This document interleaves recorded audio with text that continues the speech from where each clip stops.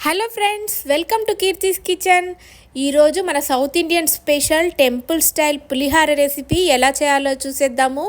ఇది మోస్ట్లీ మన south Indian అంతా ఫెస్టివల్ సీజన్స్లో చేసుకుంటారు కదండి. చాలా బాగుంటుంది. పక్కా కొలతలతో ఈ స్టైల్లో ఒకసారి ట్రై చేయండి. ఇప్పుడు ఎలా చేయాలో చూసేద్దాం రండి. ముందుగా ఒక కడాయి పెట్టుకొని ఇక్కడ నేను పల్లి నూనె అంటే వేరుశనక్కాయ నూనెను ఒక 4 టేబుల్ స్పూన్ల వరకు వేసుకున్నాను. మీరు వేరే ఆయిల్ కూడా తీసుకోవచ్చు, కానీ వేరుశనక్కాయ నూనె అయితే టేస్టీగా ఉంటుంది.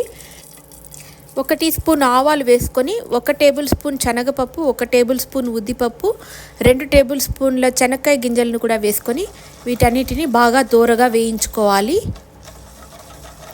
చూస్తున్నారు కదా, ఒక 40 సెకండ్స్లో ఇది మంచిగా వేగిపోతుంది. ఇది వేగిన తర్వాత ఒక 4 ఎండుమిరపకాయలను వేసుకొని తర్వాత 2 పించుల అసఫొట్టడ అంటే ఇంగువను కూడా వేసుకొని పచ్చిమిర్చి చీలికలను వేసుకొని కరివేపాకును కూడా వేసుకొని వెంటనే ఇవన్నీ ఒకదాని తర్వాత వేసుకోవాలండి. ఇప్పుడు పసుపు పొడిని కూడా వేసుకొని ఇప్పుడు చింతపండు రసాన్ని అంటే ఒక నిమ్మకాయ సైజు చింతపండు నేను ఇక్కడ నానబెట్టుకొని రసం తీసి పక్కన పెట్టుకున్నాను. దాన్ని కూడా వేసేసుకొని మిక్స్ చేసుకొని తగినంత సాల్ట్ను ఇక్కడ నేను 2 టీ స్పూన్ల వరకు సాల్ట్ యాడ్ చేసుకున్నాను. సో వేసేసుకొని ఒకసారి బాగా కలుపుకొని మూత పెట్టి ఒక 2 నిమిషాలు ఉడికించాలి.